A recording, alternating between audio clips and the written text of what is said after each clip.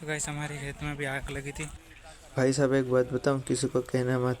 खेत हमारा जला और पूरा पड़ोसी खानदान इससे दुखी है, क्योंकि उनको अगल बगल में सारे का गेहूं और हमारे गेहूं इतने नहीं थे कि उसमें कुछ भले, लेकिन इतने गेहूं खास नहीं भले हैं। और इन्होंने ट्रैक्टर को भी बुलाया, वैसे फायर ब्रिगेड को भी बुलाया, वो भी आने वाली कुछ समय में, क्योंकि आग बहुत है और ये पूरा गाँव में बहुतों को भी गेहूँ उगे हैं। और हमारे भी उधर गेहूँ थे, लेकिन अब क्या कर सकते। मुस्कुराना ही बहुत बड़ा अमूल्य चीज़ है।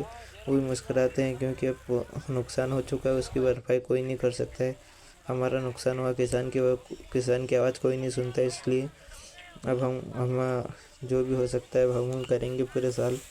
एक खेत के तो उन्हें निकाल दिया था, सिर्फ एक ही भलाई लाइट के कारण, जो लाइट फाल्ट हो गई थी उसके कारण ये भला हुआ है। लेकिन अभी यहाँ पे भी कुछ भी नहीं होने वाला अभी। और देखो ये आग कितनी भयंकर पकड़ी इसने, हवा के चलते ही हवा भी बंद नहीं हुई अभी। और भाई साहब बहुतों के गेहूँ हैं और हमारे गेहूँ भी जल चुके हैं।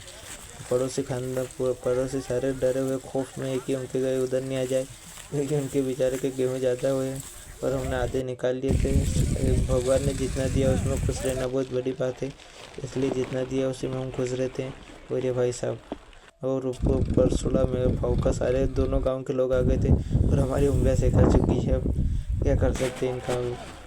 मेरे भाई साहब ट्रैक्टर आ चुके तो दो ट्रैक्टर बुलाए, मेरे सारे चल भी चुके हैं, क्योंकि अब दो ट्रैक्टर आ गए तो भागेंगे इसे इसको पूरे तो नहीं थे अगल बगल में, क्योंकि बेचारे पड़ोसी के भी खड़े हुए कुत्ते हो रहा है। लेकिन अब क्या कर सकते। उम्मीद का दामन अभी हम छोड़ नहीं सकते, क्योंकि हम दुखी होंगे तो बाकी लोग और घर वाले क्या करेंगे मम्मी पापा, इसलिए दुखी नहीं होना चाहिए। और ज़िंदगी का ये अटल सत्य है, इसलिए इसको हम मानते हुए दुखी नहीं होते हैं। और जो भी हो सकता है पूरे साल हम खाएंगे। इसके लिए हमें डबल मेहनत करनी पड़ेगी, क्योंकि हमारे गेहूँ भी जल चुके हैं और हमने रात को पाना तानत भी की थी, उसका भी कोई मतलब नहीं था, क्योंकि हमने पाना तानत की थी वो तो अब सारी व्यर्थ ही चली गई। गेहूँ बाए थे, अब हमारे इस खेत में से तो बिजवारा भी नहीं निकला है। पता नहीं अब क्या करेंगे। और हमने गेहूँ भी एक किए थे और पूरी रात हम मतलब ठंड कितनी कड़ाके की ठंड में भी हम आके रात में यहाँ पे पानत की थी, वो बहुत बड़ी बात है। और फिर ट्रैक्टर भी आ चुका है, फिर एक और राउंड एक और ट्रैक्टर मारेगा, जिससे आग पड़ोसी सब होना चाहिए, क्योंकि पड़ोसी में क्या काम आ गया। ये ट्रैक्टर दोनों तरफ से ट्रैक्टरों ने कर दिया, भैया भी इधर आ गए, क्योंकि कुछ फ़ायदा नहीं है देखने से, क्योंकि अब सारा तो राख जो हो चुका है और उस आग को देखने में क्या मतलब उठेगा। तो इसलिए ये एक और ट्रैक्टर आया, फिर जबर फेर दिया गांव वालों ने। ये भाई इस चारों तरफ हमारे इधर तो यही मिलेगा जमीनी, और भगवान ऐसा किसी के साथ ना करे।